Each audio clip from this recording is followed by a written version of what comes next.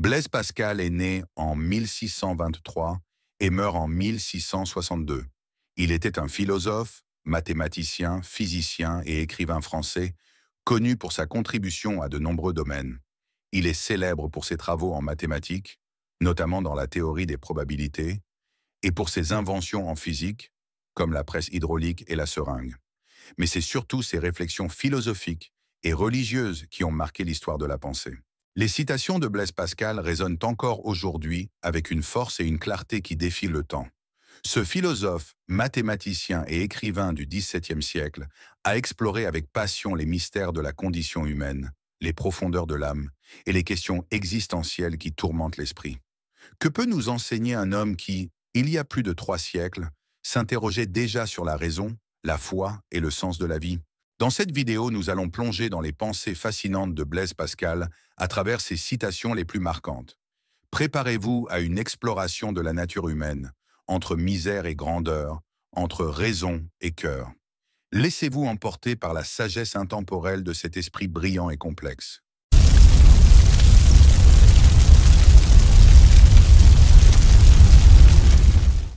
La vraie morale se moque de la morale. L'homme n'est ni ange ni bête, et le malheur veut que qui veut faire l'ange fait la bête. Le cœur a ses raisons que la raison ne connaît point. Il faut se connaître soi-même. Quand cela ne servirait pas à trouver le vrai, cela au moins sert à régler sa vie, et il n'y a rien de plus juste. C'est le cœur qui sent Dieu, et non la raison. Tout le malheur des hommes vient d'une seule chose, qui est de ne savoir pas demeurer en repos dans une chambre. Quand on aime, il semble que l'on ait une toute autre âme que quand on n'aime pas. Vivre avec l'espoir est une vie qui en vaut bien d'autres. Peu d'amitié subsisterait si chacun savait ce que son ami dit de lui lorsqu'il n'y est pas. La conscience est un livre qui doit être consulté sans arrêt. Le pessimisme est affaire d'humeur. L'optimisme est affaire de volonté. Le respect et l'amour doivent être si bien proportionnés qu'ils se soutiennent sans que ce respect étouffe l'amour. Il vaut mieux savoir un peu de tout que tout sur très peu.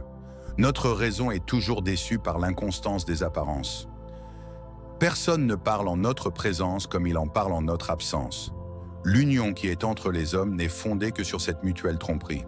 L'homme n'est ni ange ni bête, et le malheur veut que qui veut faire l'ange fait la bête. Ni la contradiction n'est marque de fausseté, ni l'incontradiction n'est marque de vérité. Le hasard donne les pensées, et le hasard les ôte. Il n'y a que 2 sortes d'hommes, les injustes qui se croient pécheurs, les autres pécheurs qui se croient justes. Les yeux sont les interprètes du cœur, mais il n'y a que celui qui y a intérêt qui entend leur langage. L'amour n'a point d'âge, il est toujours naissant.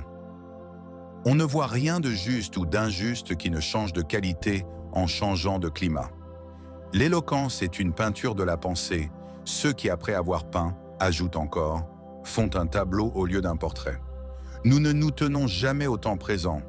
Nous rappelons le passé, nous anticipons l'avenir comme trop lent à venir, comme pour hâter son cours. La délicatesse est un don de nature et non une acquisition de l'art. L'imagination dispose de tout. Elle fait la beauté, la justice et le bonheur, qui est le tout du monde. La sagesse nous envoie à l'enfance. C'est une maladie naturelle à l'homme de croire qu'il possède la vérité.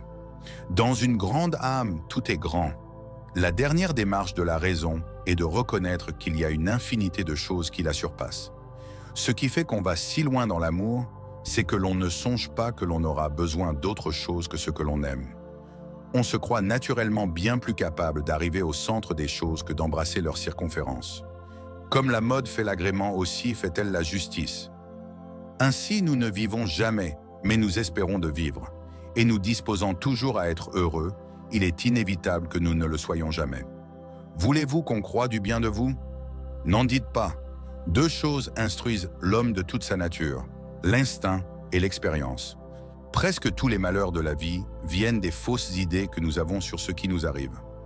Le respect de la personne humaine se fonde sur son caractère irremplaçable. Le manque de définition est plutôt une perfection qu'un défaut, parce qu'il ne vient pas de leur obscurité, mais au contraire de leur extrême évidence.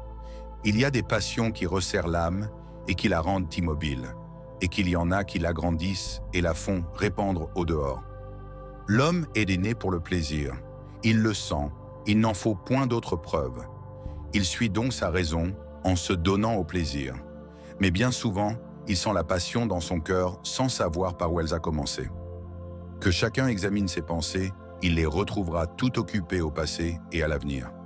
Nous ne pensons presque point au présent.